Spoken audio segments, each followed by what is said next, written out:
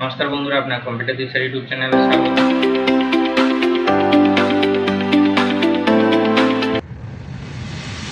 তো আজকের ভিডিওতে আমরা টেবিল ট্যাগ এবং তার কিছু অ্যাট্রিবিউটস নিয়ে ডিটেলসে জানবো। তো চ্যানেলটিতে নতুন হলে সাবস্ক্রাইব করুন এবং পাশে থাকা নোটিফিকেশন বেল আইকনটি প্রেস করুন আমাদের নেক্সট ভিডিও আপডেটের জন্য।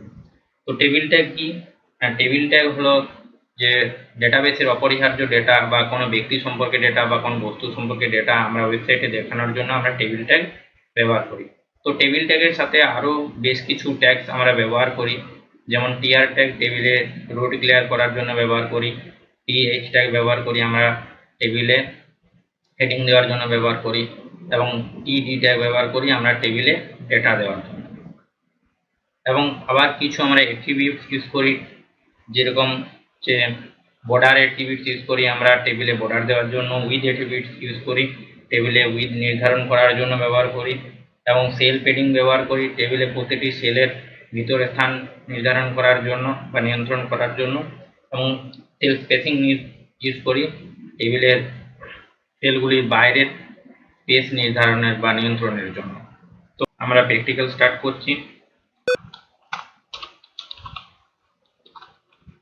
HTML স্টার্ট করছি, HTML এন্ড করছি, এরপর আমরা হেডিং ট্যাগ স্টার্ট করছি, এরপর আমরা টাইটেল ট্যাগ স্টার্ট করছি। টাইটেল দেওয়ার জন্য টেবল ট্যাগ ইন HTML,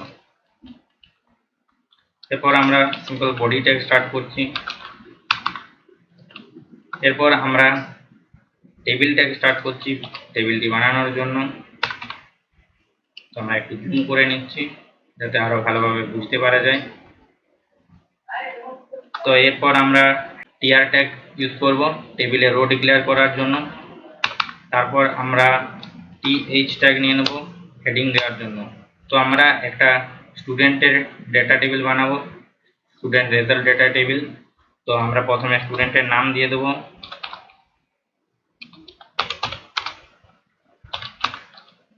তারপর আমরা স্টুডেন্টের রোল নাম্বার,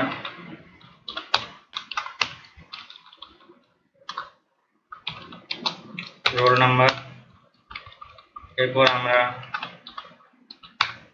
স্টুডেন্টের রেজাল্ট,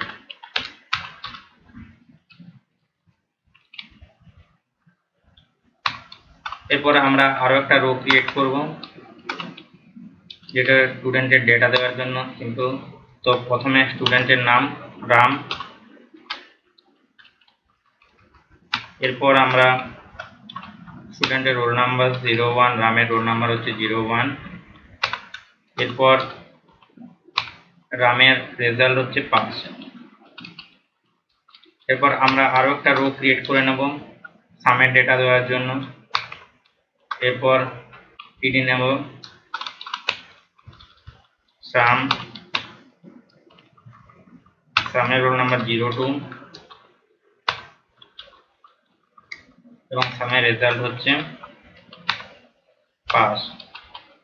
এরপর আমরা আরেকটা রো ক্রিয়েট করে নেব বিনা, বিনা রোল নাম্বার হচ্ছে 03 এবং বিনাও 5।